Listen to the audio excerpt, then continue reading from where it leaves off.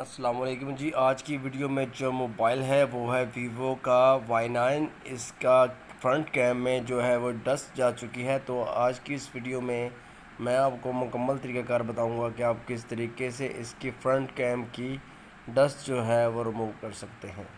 मैं हूं तनीर अली और आप देख रहे हैं पंजाब Mobile.pk, मेरा मोबाइल रिपेयरिंग से रिलेटेड यूट्यूब चैनल। नए आने वाले दोस्तों से गुजारिश है कि वो मेरे चैनल को ज़रूर सब्सक्राइब कर लें और बेल आइकन को प्रेस कर लें ताकि मोबाइल रिपेयरिंग से रिलेटेड आने वाली वीडियोस का नोटिफिकेशन आप तक बआसानी पहुंचता रहे। चलते हैं जी वीडियो की तरफ और इसको कर लेते हैं रिपेयर।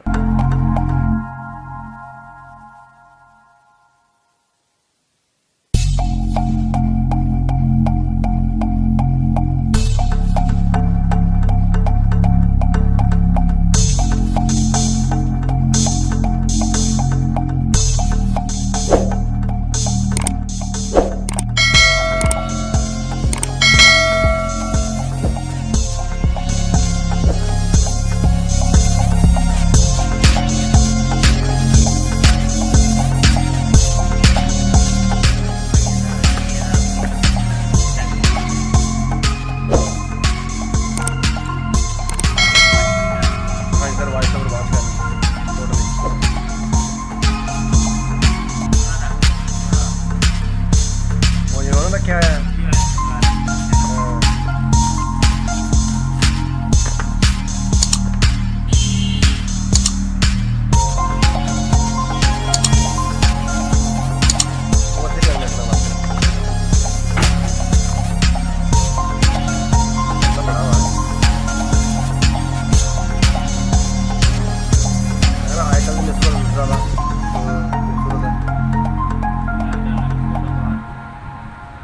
A5 एसिड हैगा।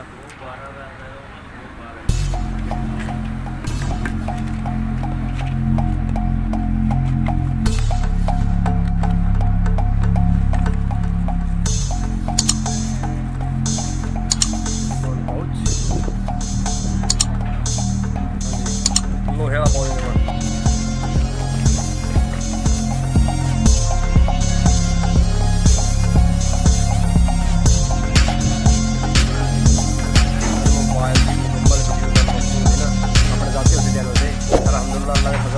$6 हो गया जी। दुआ करो $60 हो गया तो मतलब खुशी का इजहार कुछ हो होगा। मेहनत कर रहे हैं और सब चीज़ पा रहे हैं, टेंशन नहीं आएगी।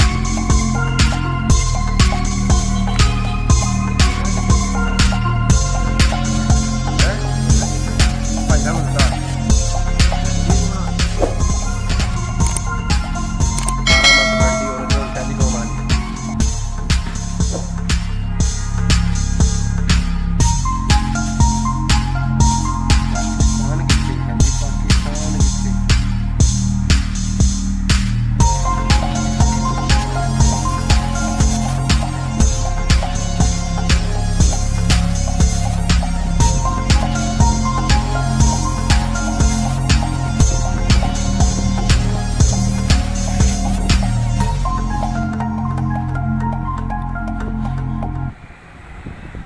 $12,500 ਦੇ ਉੱਤੇ बेहतरीन मोबाइल